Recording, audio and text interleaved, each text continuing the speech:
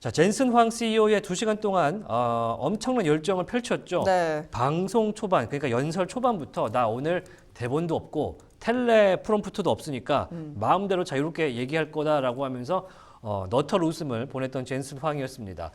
그런데 마켓워치가 진단을 하기에 일단 당장의 키노트 자체에는 당장의 수익이 될 내용이 없었다.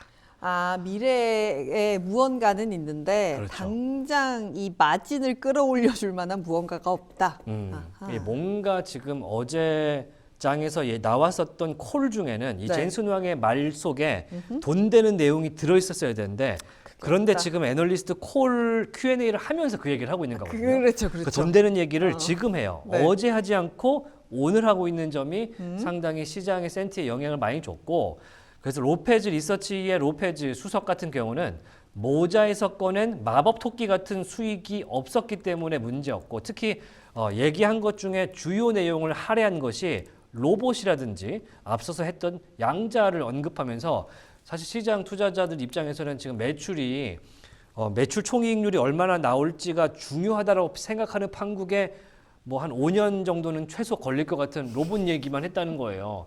그리고 등장해서 우리가 귀엽다 했지만 그것도 그거 뭐 이거 되겠어요? 뭐 내년에 사실? 팔겠습니까? 아니, 뭐 투자자 입장에선 그거 돈 돼? 이렇게 얘기하죠. 그러다 보니까 네. 문제가 됐다라고 지적을 했고요. 특히 제프리스에서도 엔비디아 영향력 큰 거 안다.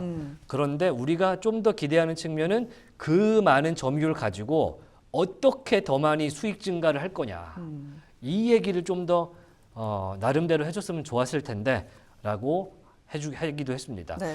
2026년 베라루빈 나온다고 이제 얘기한 것도 사실은 지금 블랙웰에 따른 블랙웰 울트라, 루빈 이렇게 가는 그냥 점진적인 로드맵이었지 딱히 매출단의 혁명적인 발전은 아니었고 이게 심지어는 12개월에서 18개월 주기로 우리가 바꾼다고 대놓고 이야기를 했지 않습니까? 그러다 보니까 더 큰 도약은 27년에 다가올 루빈 울트라가 실질적으로 회사에는 도약이 될 것이다. 그러니까 25년, 26년은 한순간의 점진적인 업데이트일 뿐이다라는 그런 평가를 내놓기도 했습니다.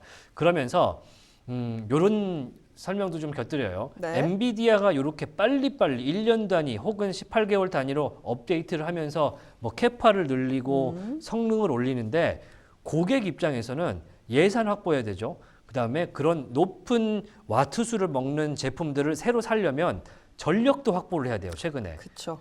그런데 그 속도를 이 고객들이 따라갈 수 있을까? 만약에 루빈이 나오고 블랙웰 울트라가 나오게 되면 이 고객들은 기존에 있던 블랙웰 구형이 된 블랙웰을 버리고 네. 울트라 루빈으로 살 것이냐? 이거는 모르겠다. 그렇죠. 그들의 케이펙스도 정해져 있으니까. 그들의 KPX도 전해져 있고 네. KPX가 확보가 돼도 정말로 유틸리티 단에 있는 에너지의 전력망이 확충이 되지 않고 그렇게 되면 사왔는데 전기가 없어서 못 사왔는데 돌리는. 전기가 모자라. 예. 이런 상황이 되기 때문에 이렇게 얘기하죠. 제프리스에서 이거는 노트북 사는 게 아니다. 이거는 그냥 내가 원할 때 새로운 노트북 구매하는 것이 아니기 때문에 네. 엔비디아의 속도와 고객의 예산 상황이 우리가 원하는 대로 가지 않을 수도 있다.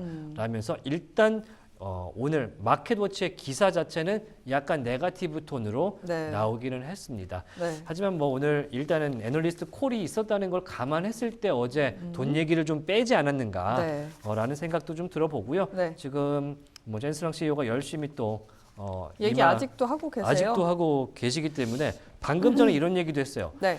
지금 우리 업계가 수천억 달러를 쓰는 것은 수조 달러의 시장을 만나기 위한 것이다.